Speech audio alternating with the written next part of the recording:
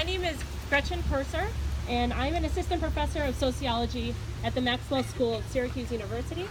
And we are here today on the first day of Dairy Month, June 1st, to release a groundbreaking report that we've written called Milked, Immigrant Dairy Farm Workers in New York State.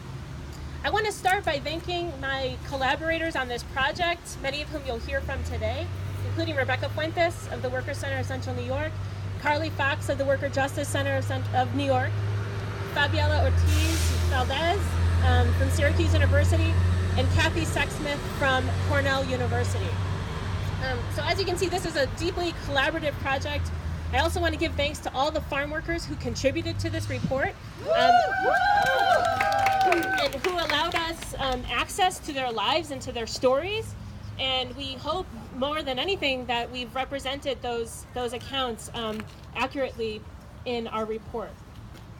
This is a groundbreaking report insofar as it's modeled on a particular kind of scholarship called participatory action research.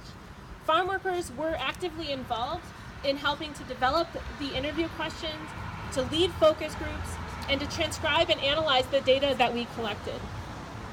It's also an ambitious research project because immigrant dairy farm workers are a hidden population that's difficult to access because of their vulnerable immigration status, their relentless work schedules, which I'll talk about momentarily, and their geographic isolation on rural farms. So the study was realized through the time-consuming and labor-intensive process of direct worker outreach without employer intermediation. So the report presents the findings of a survey with 88 immigrant dairy farm workers on 53 different dairy farms located in the central, the northern, and the western regions of New York State. It highlights the rarely heard voices of a population that is vital but invisible to most New Yorkers.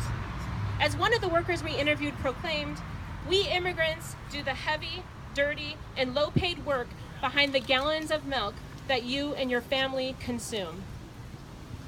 Our main finding in this report is that the immigrant workers who provide milking labor on which the industry so desperately relies are themselves being milked.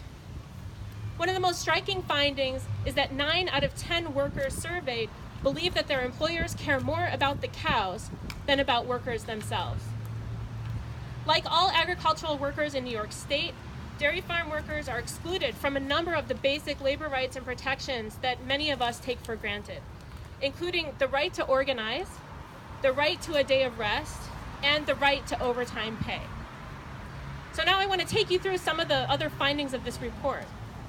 One thing is that dairy farm workers are overworked and underpaid. On average, they work 12 hours a day, 6 days a week. But it was not uncommon among our sample for workers to be working 7 days a week with literally no day off, sometimes for years on end. So this was the case for a worker named Alvaro, a 25-year-old worker from Mexico who works 85 hours a week. And when he and his coworkers complained to their employer about the need for a day off, they were simply threatened with being fired. Dairy farm workers' wages among the sample that we surveyed hover right above the minimum wage. But what we found was that 28% of the farm workers had experienced an account or at least one instance of wage theft. So that includes having their final paycheck deprived from them, taken away from them, not being paid for all the hours that they had worked, or being forced to pay for personal protection equipment. Still, we think that figure is in fact an underestimate, given that many of the workers we surveyed weren't even kind of capable of reading and fully understanding the pay stubs that they received.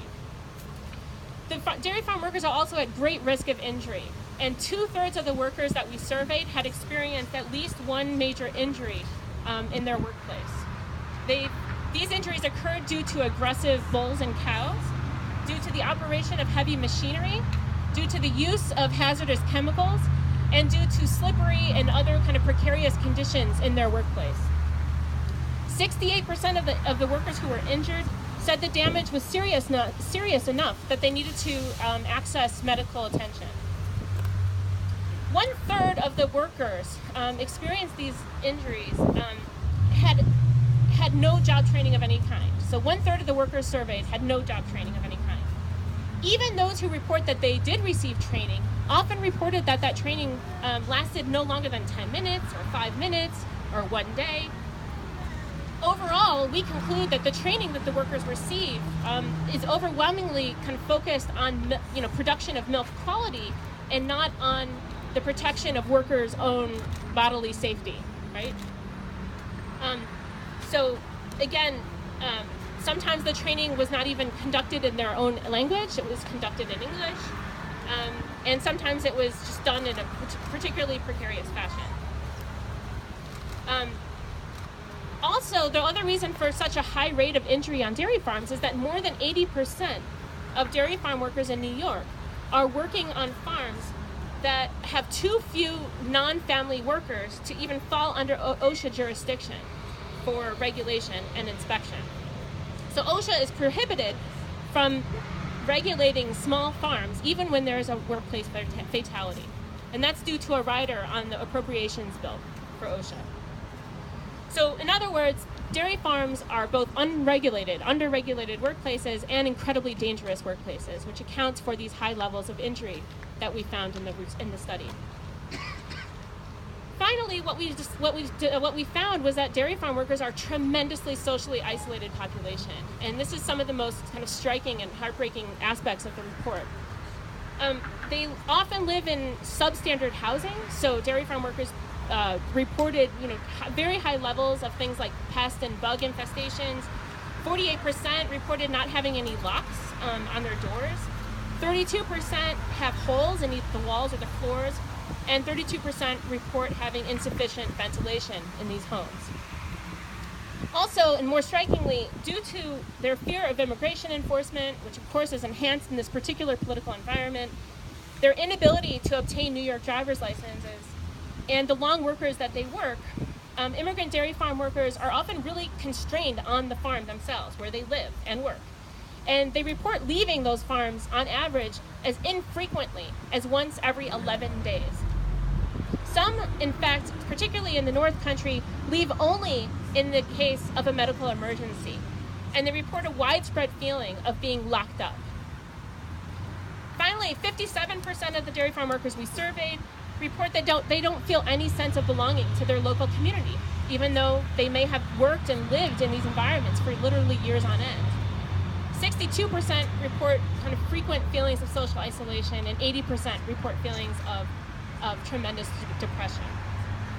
So what we want to do is urge you to read this report, to go to milkedny, milkedny.org, to read the report and to learn from the stories and the facts that we present therein. Before further ado, what I want to do now is turn things over to Crispin Hernandez, who is a former dairy farm worker and one of our worker leaders at the Worker Center of Central New York. Thank you.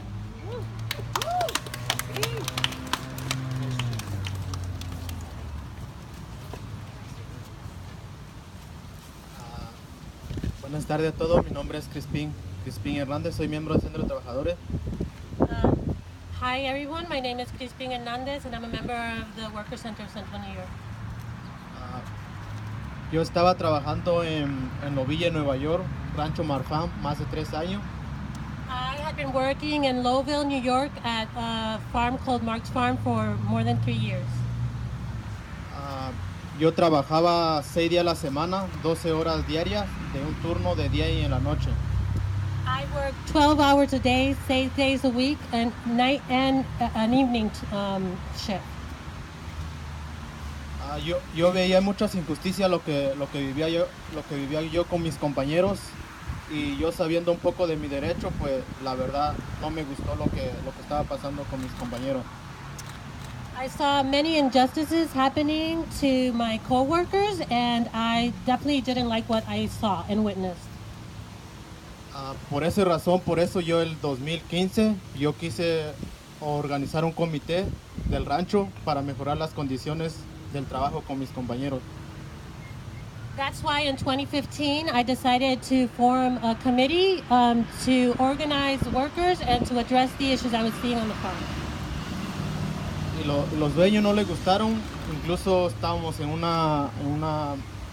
plática, ¿no? Una junta de salud y seguridad en la traila donde vivía uno de mis compañeros. Yo estaba y otros compañeros, 4 compañeros. The owners did not like this. In fact, at a meeting in one of the trailers on the farm where I was with other co-workers,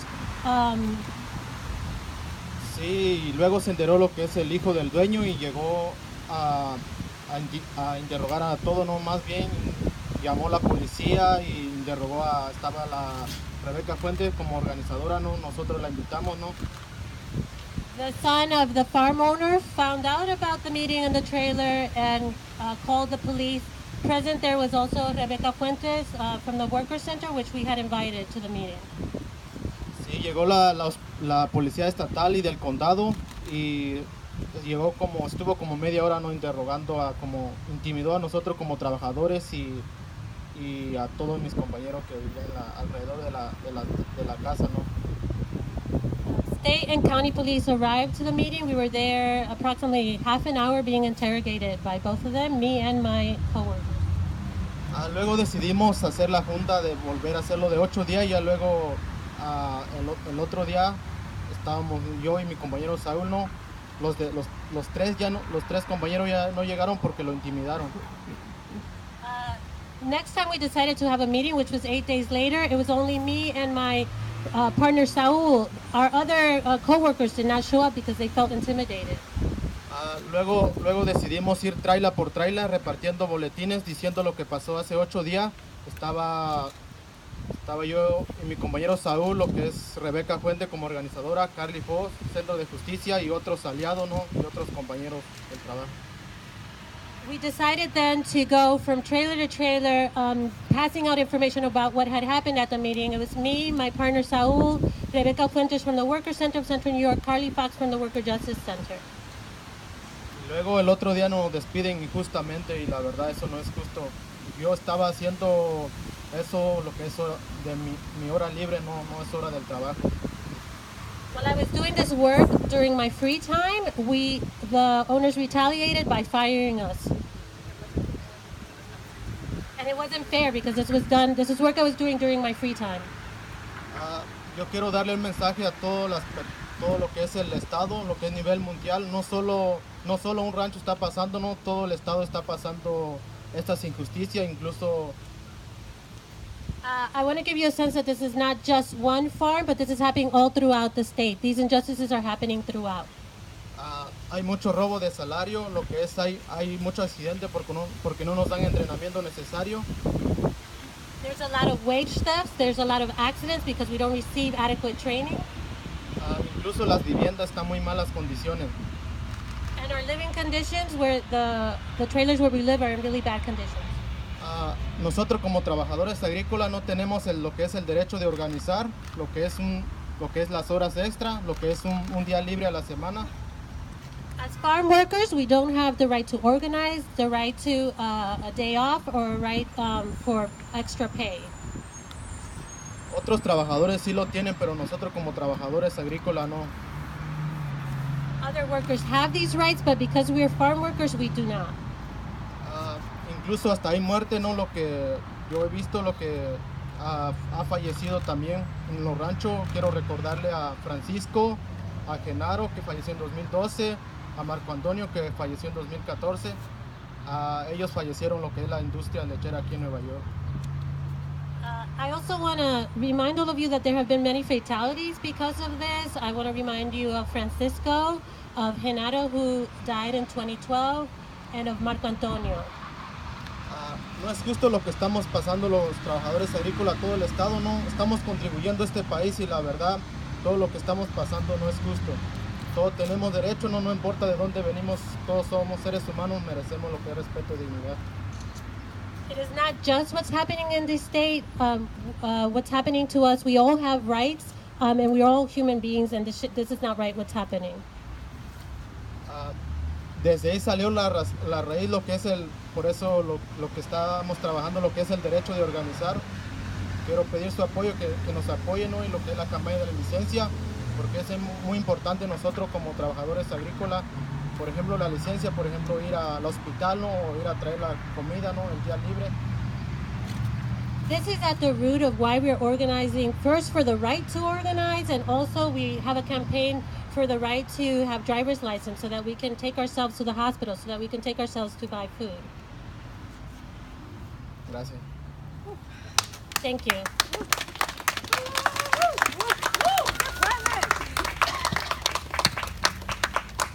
Thank you so much, and I am very proud to be standing here with my compañeros and compañeras of the Worker Center, the Worker Justice Center, and all the ally organizations and the individuals who support us. Today, just reminding you again, is June 1st, is the National Dairy Month. So the industry is celebrating their accomplishments. They celebrate the farmers, they celebrate the products, but we want to make sure that in this month we also remember the workers. And in New York, now you can see in this report, Milk Dairy Farm Workers in New York. You can read about the conditions of farm workers in New York. But this report is not only about the issues, but it also documents the efforts of workers organizing to change these conditions. This is a report that tells you how are they organizing. The first part of the report talks about what Crispin just told us, what happened at my farm, where workers, on their free time, they were trying to just talk among each other. That is freedom of expression in this country. At the time when they were at the trailer, after work, after 12 hours of work, they get together, they invited us, and then we are harassed by the employers, by the police, by this system that is saying, you are a worker, you don't have rights, you don't have the right to organize, you are not a human being who has all these rights. And it's very important to us that we remember that. So this report tells you the stories and the struggles, but it's telling you also how we are fighting back. So we are inviting the community to fight back with us, to join workers like Crispin, like Lázaro, otros compañeros que están aquí, many compañeros that they participating in this survey, and many others that they are watching and that they are organizing today, and they've been organizing for a long time. So one of the things that we are asking you to do to take action is, of course, support organizations like the Worker Center of Central New York, who are one of the few organizations that are member-based, that have the leadership of workers, and that are organizing to fight against this imbalance of power in this system. At a so important time right now, when all workers are under attack, where our protections are being eroded every day, so this is very, very important. We are asking you also to support initiatives like the Green Light New York Driving Together. Workers told us they feel stuck.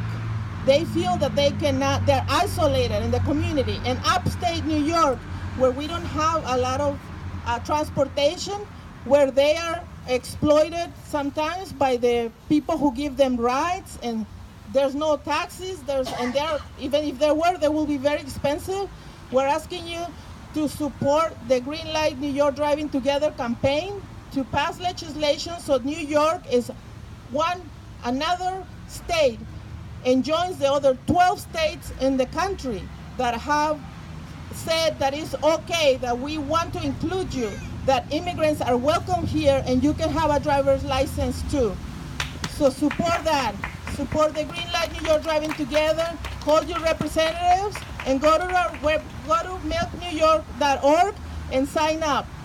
And also, we want you can see in the report, we're telling you to contact one of the most famous and known producer in the industry in New York, which is Chobani. We're telling you, please show to them this report so that they can see this very important industry that is actually, we all a lot of people like, not only for their product, but because they are very concerned and they about refugees. We also want to tell them, look at your food chain. Look at the food chain, and it is great that you support the workers that you work directly with. That is great that you care about the quality of the yogurt and that you care about what is all the ingredients. But it is also very important to know the conditions under which these workers are producing that milk. So in our page, milknewyork.org, and take action, we made it very easy for you. You can just copy and paste, or you can create your own message, and we tell you where to send that message so it gets to the CEO of Chobani. And we hoping to, in the future, we're going to be working to open communication with not only Chobani but many other producers that are part of this food chain, and that they need to be involved so that our food system in New York is just and is humane for everyone. So thank you so much. Now we would like to take some questions. After this, if you want to stay with us, we're going to celebrate the release of milk, and we're going to also celebrate the birthday of our compañera Rosa, and we have some coffee and some things that we can share. So thank you so much. So now we open it up for questions. Thank you.